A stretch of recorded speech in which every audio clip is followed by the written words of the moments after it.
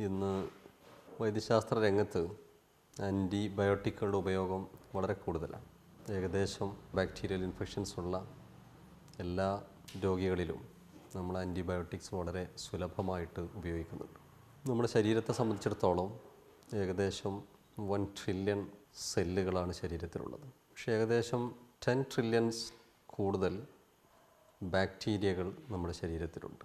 അതായത് നമ്മുടെ ശരീരത്തിലെ കോശങ്ങളുടെ 10 മടങ്ങ് കൂടുതൽ ബാക്ടീരിയകൾ നമ്മുടെ ശരീരത്തിൽ ജീവിക്കുന്നുണ്ട്. അതും പ്രധാനമായിട്ട് ലാർജ് ഇൻറ്റസ്റ്റൈനിലാണ് ഏറ്റവും കൂടുതലായിട്ട് ഇവ അധിവസിക്കുന്നത്. ഈ ബാക്ടീരിയകൾക്ക് ശരീരത്തിൽ വ്യക്തമായ ചില റോളുകളുണ്ട്. പ്രത്യേകിച്ച് നമ്മുടെ ശരീരത്തിൻ്റെ പ്രതിരോധ ശക്തി കാത്തു സൂക്ഷിക്കുന്നത്, നമ്മുടെ ഇമ്മ്യൂൺ സിസ്റ്റത്തിൽ കാര്യമായ സംഭാവന അർപ്പിക്കുന്ന റോള് ഈ ബാക്ടീരിയകൾക്ക്.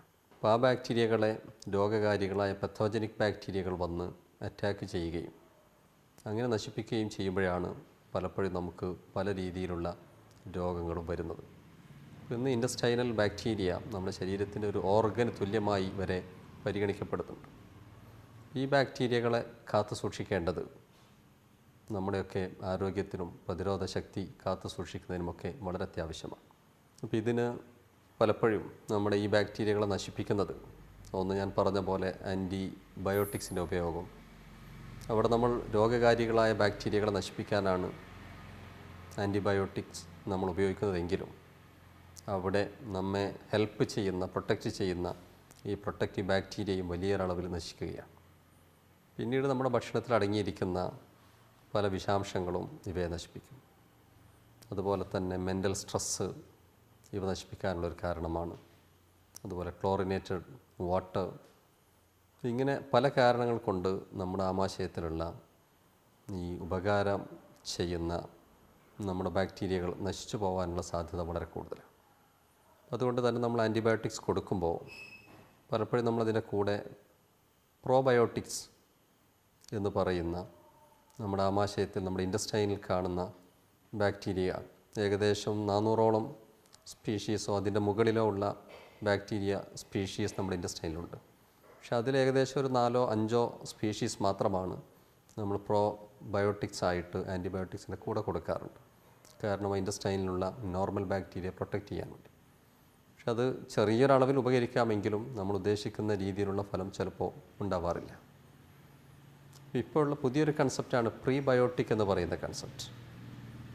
അതാദ്യമായിട്ട് റോബർ ഫ്രോയിഡും അതുപോലെ ജിപ്സൺ തുടങ്ങിയ ആളുകളാണ് ഈ ഒരു കൺസെപ്റ്റ് വൈദ്യശാസ്ത്രത്തിൽ 1995 ഈ ഒരു കൺസെപ്റ്റുമായിട്ട് വരുന്നത്. ഈ പ്രീബയോട്ടിക്സ് എന്ന് പറയുന്നത് നമ്മൾ കഴിക്കുന്ന ഭക്ഷണങ്ങളിലടങ്ങിയ ചില പദാർത്ഥങ്ങളാണ്. അവ ആമാശയത്തിലുള്ള നമ്മുടെ ഈ പ്രൊട്ടക്റ്റീവായിട്ടുള്ള ബാക്ടീരിയകളെ വളരാൻ സഹായിക്കുകയും അങ്ങനെ നമ്മുടെ പ്രതിരോധ ശക്തി, നമ്മുടെ ഇമ്മ്യൂൺ സിസ്റ്റവും കാത്തു സൂക്ഷിക്കുന്നതിൽ വലിയ പങ്ക് വഹിക്കുന്ന ഭക്ഷണ പദാർത്ഥങ്ങളാണ് പ്രീബയോട്ടിക്സ്. പക്ഷെ ഒരു പക്ഷേ എനിക്ക് തോന്നുന്നത് ഇന്നത്തെ നമ്മുടെ വൈദ്യ സമൂഹം വേണ്ടത്ര പ്രീബയോട്ടിക്സിനെ പറ്റി അത്ര ബോധവാന്മാരായിട്ടില്ല. നമ്മൾ പലപ്പോഴും പ്രോബയോട്ടിക്സ് ലെവലിലാണ് ഇപ്പോഴും കാര്യങ്ങൾ മനസ്സിലാക്കിയിട്ടുള്ളത്. പ്രീബയോട്ടിക്സും പ്രോബയോട്ടിക്സും തമ്മിലുള്ള വ്യത്യാസം, പ്രോബയോട്ടിക്സ് ഞാൻ പറഞ്ഞ ഈ ബാക്ടീരിയകൾ നമ്മൾ അതേ രീതിയിൽ നമ്മുടെ ശരീരത്തിലേക്ക് കടത്തിവിടുകയാണ്, ജീവനുള്ള നമുക്ക് ഉപകാരപ്രദമായ ബാക്ടീരിയകൾ. പക്ഷെ അവ നമ്മുടെ ആമാശയത്തിലൂടെ, നമ്മുടെ ഇൻറ്റസ്റ്റൈനിലൂടെ കടന്നു പോകുമ്പോൾ, അല്ലെങ്കിൽ സ്റ്റൊമക്കിലൂടെ കടന്നു പോകുമ്പോൾ വ്യത്യസ്ത ഏരിയയിൽ, സ്റ്റൊമക്കിൽ നമുക്കറിയാം ആസിഡുണ്ട്, മറ്റു പല കെമിക്കൽസും അവിടെയുണ്ട്. അതിലൊരു വലിയ വിഭാഗം അവിടെ വെച്ച് തന്നെ കൊല്ലപ്പെടുകയോ നിർവീര്യമാക്കപ്പെടുകയോ ചെയ്യുന്നുണ്ട്. പക്ഷേ ഇന്നതിനെ പ്രൊട്ടക്റ്റ് ചെയ്ത് നമ്മുടെ ഇൻറ്റസ്റ്റൈനിൽ വെച്ച് റിലീസ് ചെയ്യാനുള്ള സംവിധാനങ്ങളുണ്ടെങ്കിലും ഉദ്ദേശിച്ച അത്ര ഫലം അതുകൊണ്ട് കിട്ടുന്നില്ല. അതേസമയം ഈ പ്രീബയോട്ടിക്സ് എന്ന് പറയുന്നത് ഭക്ഷണ വസ്തുക്കളാണ്. ഇവ പ്രധാനമായിട്ടും നമ്മുടെ സ്റ്റൊമക്കിലൂടെയും ഇൻറ്റസ്റ്റൈനിലൂടെയൊക്കെ കടന്ന് നമ്മുടെ ലാർജ് ഇൻറ്റസ്റ്റൈനിലാണ് അതിൻ്റെ പ്രവർത്തനം കൂടുതലായിട്ട് നടക്കുന്നത്. അവിടെ നിലവിലുള്ള 400 അല്ലെങ്കിൽ അതിൽ കൂടുതലോ, ഇപ്പോൾ ഒരുപാട് പഠനങ്ങൾ 1000ഓളം സ്പീഷീസ് ബാക്ടീരിയകൾ നമ്മുടെ ആമാശയത്തിനകത്തുണ്ട് എന്നുള്ള പഠനങ്ങൾ വരെ വരുന്നുണ്ട്. ഈ ബാക്ടീരിയകൾ മൊത്തത്തിൽ പരിപോഷിപ്പിക്കാനും വളരാനും ഉള്ള സാഹചര്യങ്ങളാണ് പ്രീബയോട്ടിക്സ് ഒരുക്കി കൊടുക്കുന്നത്.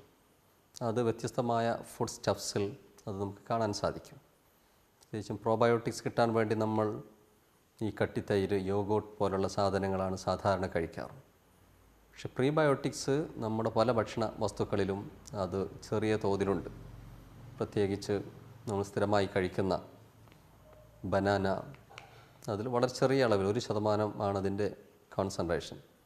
പക്ഷേ ഏറ്റവും റിച്ചസ്റ്റ് സോഴ്സായിട്ട് ഇന്ന് ലോകത്ത് കിട്ടുന്നത് അക്കേഷ്യ സെനഗൽ എന്ന് പറയുന്ന സുഡാനിൽ കാണുന്ന ഈ ഒരു മരച്ചെടിയിൽ നിന്ന് വരുന്ന, അതിലേകദേശം 75 to 85% ഈ പ്രീബയോട്ടിക്സ് ലഭ്യമാണ്.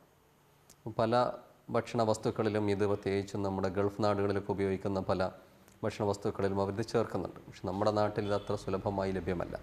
ഇതിലാണ് ഏറ്റവും കൂടുതൽ ക്വാളിറ്റി ഉള്ളത്.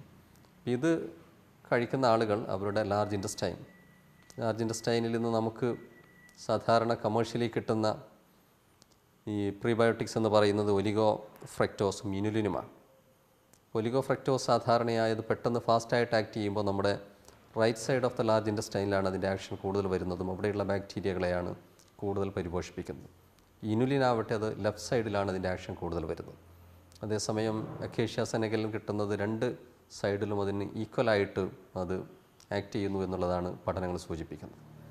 അപ്പോൾ അതുകൊണ്ട് തന്നെ ഏറ്റവും നമ്മുടെ ലാർജ് ഇൻറ്റസ്റ്റൈനിൽ അടങ്ങിയിരിക്കുന്ന ബാക്ടീരിയകളെ നന്നായി വളരാനും അവ വളർന്ന് പരിപോഷിക്കാനുമുള്ള എല്ലാം അടങ്ങിയ വസ്തുക്കൾ നമ്മുടെ ഈ പ്രീബയോട്ടിക്സിൽ നമുക്ക് കാണാൻ സാധിക്കും.